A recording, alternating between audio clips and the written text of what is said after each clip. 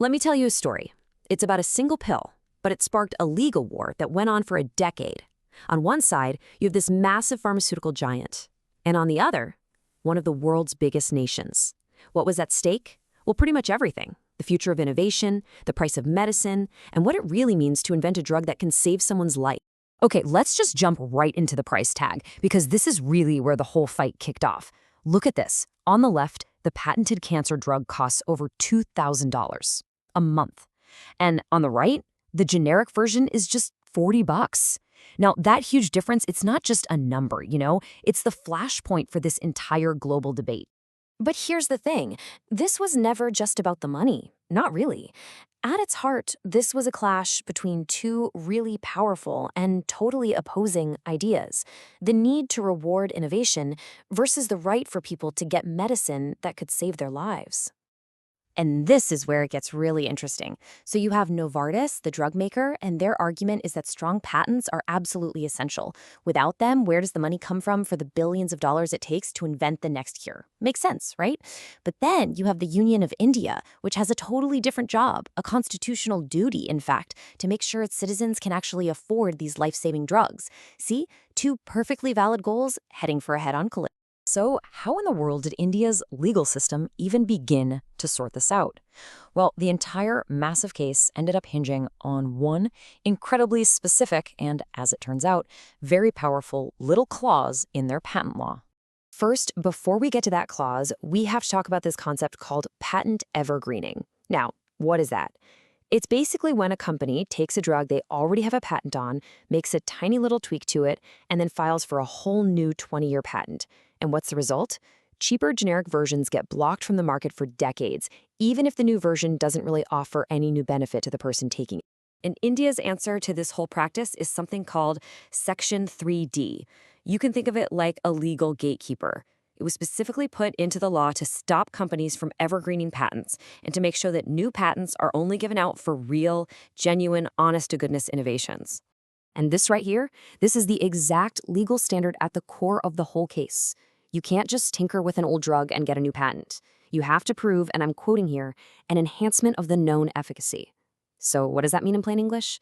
It means you have to prove it actually works better as a medicine. It's a much higher bar, and that was completely by design. So with that rule in place, how did each side try to argue their case in court? It turned into this high-stakes showdown over the very definition of what medical improvement even means. Novartis's argument was, very straightforward and scientific. They said, look, we created a new crystal form of the drug. It was more stable, and it had 30% higher bioavailability. Basically, think of it this way. For every pill you take, 30% more of the medicine actually gets into your bloodstream to fight the cancer. And they argued that this was a huge technical step forward, and because of that, it deserved a new patent. But then India's legal team came back with a really simple but incredibly powerful question.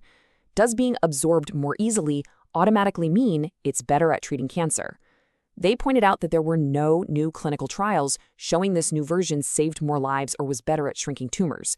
So they argued better absorption is just a physical property, a technical change, yeah, but not an enhancement of therapeutic efficacy. And that distinction, that was everything. So after years and years of arguments, the case went all the way up to India's Supreme Court. And you can bet the entire global pharmaceutical industry and public health world were just holding their breath, waiting to see what would happen. The verdict, when it came, was swift and totally decisive. Patent denied. The court sided completely with the Union of India and its very strict interpretation of Section 3D. So the big question is, why? Well, the court basically drew a firm line in the sand. It said that just being absorbed better wasn't good enough. Novartis had definitely proven a technical improvement, sure, but they hadn't brought the clinical data to show a therapeutic improvement. The innovation was real, but it just didn't clear that very high legal bar for enhanced therapeutic efficacy that Section 3D requires. And the impact was immediate. That 2013 ruling basically opened the floodgates. Generic production exploded, making this life-saving drug suddenly affordable for millions. But maybe even more importantly, it set this incredibly powerful legal precedent, not just for India, but for developing countries all over the world who are fighting for affordable medicine. It really cemented India's role as the pharmacy of the developing world. So this whole case leaves us with a really challenging question, doesn't it? How do we, as a global society, balance everything? How do we reward the incredible cost and risk that goes into pharmaceutical research while also making sure that these life-saving medicines get to everyone who needs them, not just the people who can afford that crazy price tag? It's a huge question, and there's definitely no easy answer.